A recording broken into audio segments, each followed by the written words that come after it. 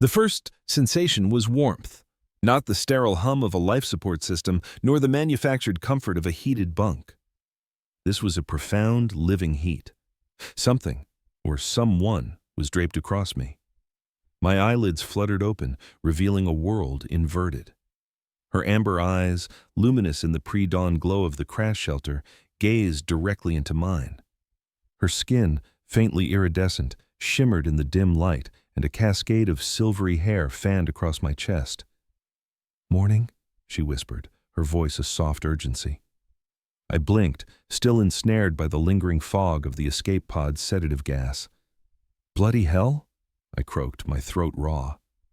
She sat up, surveying the fractured remnants of the pod's hull. "We don't have much time. They'll be here in less than 6 hours." 6 hours?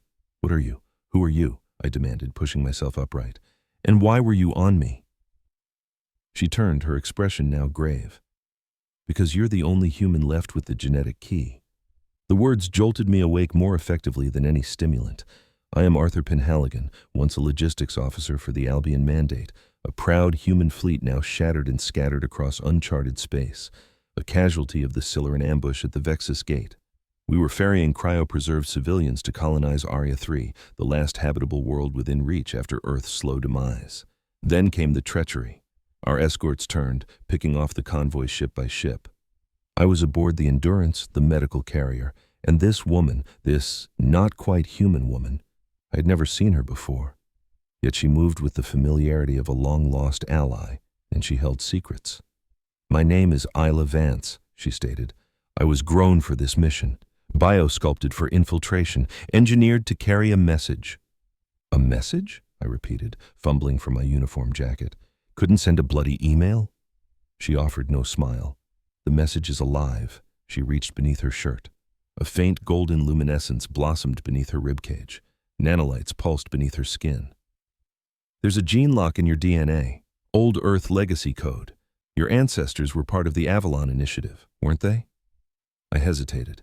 My grandmother had spoken of such things, claiming our lineage was bound to pre-Exodus biotech. I dismissed it as myth. "It's real," Isla affirmed, "and the code lives in you. It's the final key to the Domesday contingency." The Domesday contingency? That was merely a whisper, a conspiracy theory from the old networks. She leaned closer. It wasn't a theory, it was a fail-safe. Should Earth fall and humanity scatter, the Domesday contingency would guide survivors to a backup Earth, a seeded world prepared centuries ago. No tech, no war, just life. "But it was lost," I countered. "The location was deleted," she nodded. "Yes, deleted from all records, save those stored in genetic vaults, hidden in people, hidden in you." My mouth went dry. "So what does that make you?" She drew a breath. "I'm the decoder." I stared at her, then at the sky through the fractured dome above us. A bluish star, the system's the sun, burned on the horizon. We were on Varos 9, a dead rock with an unbreathable atmosphere and temperatures that would freeze blood in minutes. The escape pod had made a semi-controlled landing, burying itself in a shallow crater of icy rock. We weren't alone. Isla confirmed it. "Siluran agents are tracking me," she said. "They want the key, you." "How do they know I'm—" "They don't," she interrupted, "yet, but they know someone escaped with me." I rubbed my temples. "So what then? We just wait to die?" "No," she said, moving towards a half-functioning console. "We reach the vault." I frowned. "What vault?" She looked back. "The Domesday Vault. It's on this planet." I was stunned.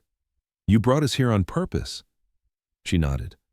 "The real vault isn't data, it's a ship, one that can only be activated with your genetic key, a ship that holds the last known star map to Eden 2. Eden 2, that's where the Domesday contingency led." "Yes," she said, "and we have to move before the Siluran destroy it." We gathered what little we could: portable oxygen cells, ration packs, a pulse pistol with a drained energy cell. The coordinates pointed 17 kilometers due east, through frigid canyons and creaking ice ridges. We moved swiftly, huddled together within our vacuum suits to conserve warmth. Isla's bioscanner constantly swept for Siluran movement. At one point, we pressed ourselves beneath a jagged ledge as a drone screamed overhead, its crimson light sweeping the terrain before moving on. Are you certain you can trust me? I asked as we resumed our trek. I don't trust easily, Isla replied, but I wasn't made to trust. I was made to find you. The vault lay concealed beneath a collapsed plateau, sealed behind what appeared to be a natural formation of obsidian and crystal. But as Isla pressed her hand to the stone, it hummed, parting like liquid glass.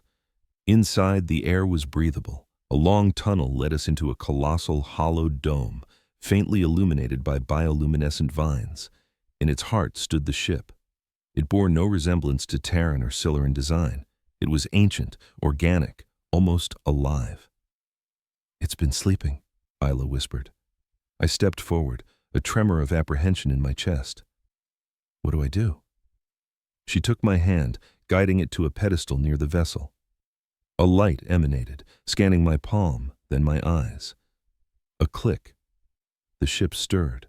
A low hum resonated from the floor and light flooded the chamber. The hull unfolded like a blooming flower, revealing a staircase of pure light. Then a voice echoed, not from a speaker, but from within my mind. Genetic match confirmed, initiating Domesday final stage. Isla smiled. You did it. But the smile vanished. The cavern shuddered with a distant explosion. They had found us. A rumble echoed from the tunnel. Metal footsteps, swift and aggressive.